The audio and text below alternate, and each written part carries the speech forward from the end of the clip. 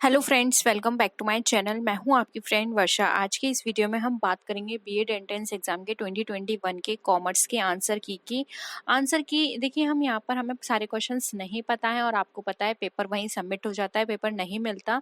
तो जितने क्वेश्चंस आप सब लोगों से मुझे पता चले हैं उनके को डिस्कस करेंगे और देखेंगे उनके क्या क्या आंसर्स हैं। ठीक है, तो देखिए यहाँ पर जो क्वेश्चन मुझे मिले हैं स्टूडेंट से वो थे फादर ऑफ साइंटिफिक मैनेजमेंट। बहुत बार हमने डिस्कस किया है, मोस्टली क्वेश्चंस हमारे आए हुए थे, तो ये इस बात की हमें खुशी है। देखिए साइंटिफिक मैनेजमेंट सबको पता है, FW टेलर थे। ठीक है, नेक्स्ट क्वेश्चन जो पूछा गया था वो था व्हाट इज जर्नल बुक। अब देखिए जर्नल बुक में यहाँ पर क्वेश्चन अगर पर्टिकुलर यही पूछा गया है तो फिर वो स्टेटमेंट में उनके डेफिनेशंस दे रखी होंगी। तो जर्नल बुक आपको पता है एवरीडे ट्रांजेक्शन्स पर होते हैं, या फिर उसमें ये भी दे रखा होगा, हो सकता है ऑप्शन में कि ये प्राइमरी ट्रांजैक्शन है, फर्स्ट एंट्री होती है। अब वो आप देख लीजिएगा ऑप्शंस किस तरह से थे।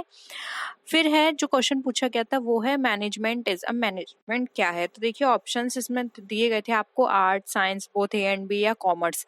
तो देखिए मैनेजमेंट आप सबको पता है आर्ट भी है साइंस भी है, तो बोथ ए एंड बी यहाँ पे सी करेक्ट आंसर हो जाएगा। एक्स एंड वाई थ्योरी आपसे पूछा गया था, तो आप सबको पता है X and Y theory McGregor ने दी थी।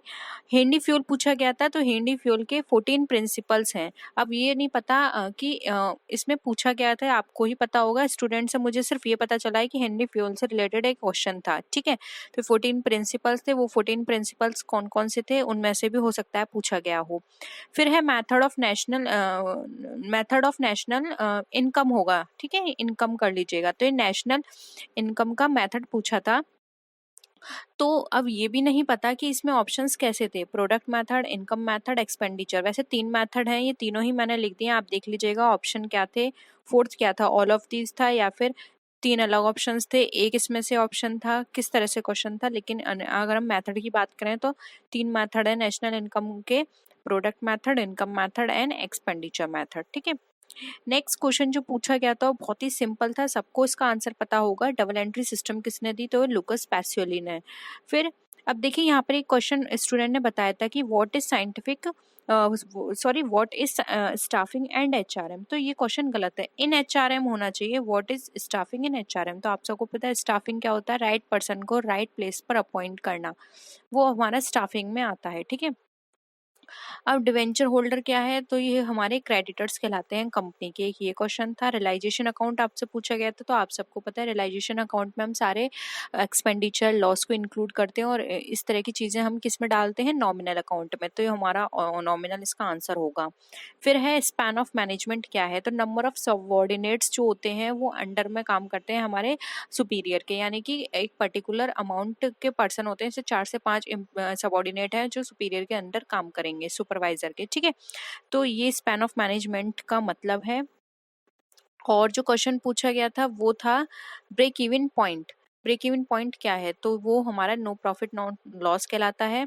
मिनिमम मेंबर आपसे एग्जाम में पूछे गए थे कोऑपरेटिव सोसाइटी के, तो वो है हमारे 10। ठीक है, मैस्लो नीड हायरार्की थ्योरी में अब अगर मुझे ये नहीं पता चला है कि इसमें क्या पूछा गया था, तो देख लीजिएगा। Maslow need hierarchy theory Abraham Maslow ने दी थी। 5 इसमें नीड बताई गई थी, साइकोलॉजी, फिर आता है हमारा सिक्योरिटी, फिर आता है सोशल, फिर आता है हमारा एस्टीम, फिर आता है हमारा सेल्फ एक्चुअलाइजेशन। ठीक है, तो आप देख लीजिएगा क्वेश्चन क्या था।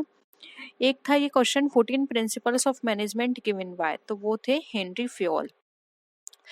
गुडविल क्या है ये क्वेश्चन था, तो स्टूडेंट ने बताया कि ये इंटेंजिबल और टेंजिबल से रिलेटेड था, तो ये हमारे लिए इंटेंजिबल असेट्स है। ठीक है, कैश फ्लो स्टेटमेंट कौन प्रिपेयर करता है, ये क्वेश्चन पूछा गया था, तो ऑल कंपनीज इसका राइट आंसर हो जाएगा। ठीक है, फिर मार्जिनल यूटिलिटी से रिलेटेड क्वेश्चन पूछा गया था कि मार्जिनल यूटिलिटी जीरो होती है कब कब, क्योंकि जब हमारी टोटल यूटिलिटी मैक्सिमम होगी। ठीक है, फिर पूछा गया था कंज्यूमर प्रोटेक्शन एक्ट 1986 जो है वो इम्प्लीमेंट कब हुआ, तो वो 24 दिसंबर 1986 में इम्प्लीमेंट हुआ था। ठीक है, इसके बाद जो क्वेश्चंस और पूछे गए थे वो थे profit of partners is distributed. अब जो पार्टनर का जो प्रॉफिट है वो कैसे डिस्ट्रीब्यूट किया जाता है, तो बच्चे बता रहे थे कि इसमें जो ऑप्शंस थे वो थे डीड या कंपनीज रूल्स, इस तरह के ऑप्शंस थे। तो वहाँ पे डीड होगा, डीड के अकॉर्डिंग, और अगर डीड नहीं होती तो वहाँ पर टेबल फॉलो की जाती है, नहीं तो वहाँ पे अगर कोई भी चीज़ मेंशन नहीं है तो इक्वली डिस्ट्रीब्यूट किया जाएगा। ठीक है, तो पार्टनर्स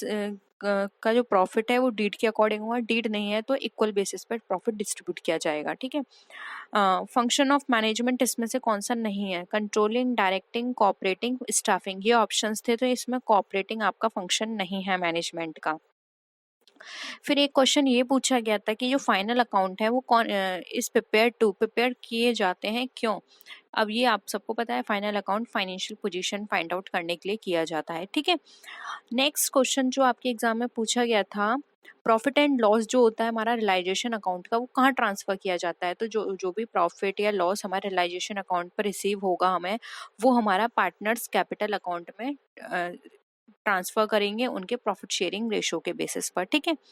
फिर था जो असेट्स हैं जिनको हम टच नहीं कर सकते उसे क्या बोलते हैं? तो उनको हम इंटेंजिबल असेट्स बोलते हैं, ठीक है। अब ये नहीं पता, इसमें एग्जांपल्स पूछे गए थे, यानी कि ऑप्शंस दिए थे, जैसे कि बिल्डिंग हो गई, मशीनरी हो गई, गुडविल हो गई, इस तरह के ऑप्शंस थे, तो गुडविल आंसर होगा। देख लीजिएगा कि यहाँ पे टेंजिबल इंटेंजिबल पूछा था या पर्टिकुलर किसी का नाम से उसको यहाँ पर आपसे पूछा गया था। फिर आप एक क्वेश्चन ये पूछा गया था कि गोइंग कंसर्न कॉन्सेप्ट है, आपको बताना है परमानेंट होता है, टेम्परेरी, डेफिनेट पीरियड या फिर इनडेफिनेट पीरियड। ये क्वेश्चन भी मैंने आपको करा दिए हैं, कराए थे। तो इसका आंसर होगा इनडेफिनेट पीरियड, यानी कि हमें नहीं पता होता हमारा बिजनेस कितने टाइम तक चलेगा, लेकिन हम ये सोचकर चलते हैं कि ये ऑनगोइंग प्रोसेस रहेगी, ये काफी लंबे समय तक चलेगा, लेकिन कितना लंबे समय ये हम नहीं कह सकते, इसलिए इनडेफिनेट पीरियड, ठीक है। फिर क्वेश्चन आपसे पूछा गया था बैंक ओवरड्राफ्ट इज प्रोवाइड। अब जो बैंक ओवरड्राफ्ट है ये क्या जो प्रोवाइड किया जाता है, किस फैसिलिटी पे दिया जाता है, किस अकाउंट होल्डर को? तो वो करंट अकाउंट होल्डर को या करंट अकाउंट वाले पर्सन जो होते हैं उनको ये ओवरड्राफ्ट की फैसिलिटी दी जाती है। फिर है question, current assets included in which activity. अब जो करंट असेट है वो किस एक्टिविटी में इंक्लूड की जाती है? तो करंट असेट्स की बात करें या करंट लाइबिलिटी की, वो हम ऑपरेटिंग एक्टिविटी के अंदर इंक्लूड करते हैं, तो ऑप्शन इसका ऑपरेटिंग करेक्ट होगा। फिर क्वेश्चन था व्हाट इज सेंट्रल टेंडेंसी। अब सेंट्रल टेंडेंसी क्या है? तो आई होप ये क्वेश्चन पता नहीं किस तरह से था, स्टूडेंट ने सिर्फ इतना ही बताया है, तो हो सकता है कि शायद इसका मीनिंग आपसे पूछा गया हो। तो मैं आप ऑप्शंस तो हमें नहीं पता है, लेकिन फिर भी मैं आपको एक छोटा सा ओवरव्यू दे देती हूँ कि सेंट्रल टेंडेंसी जो होता है वो भी जितनी भी हमारी पॉपुलेशन या हमारे पास डेटाबेस होता है उसकी सिंगल वैल्यू एक रिप्रेजेंट करता है, यानी कि पूरी जितनी भी हमारे पास डेटा अवेलेबल है उसकी एक सिंगल वैल्यू से उसको रिप्रेजेंट करना हमारा सेंट्रल टेंडेंसी कहलाता है, ठीक है।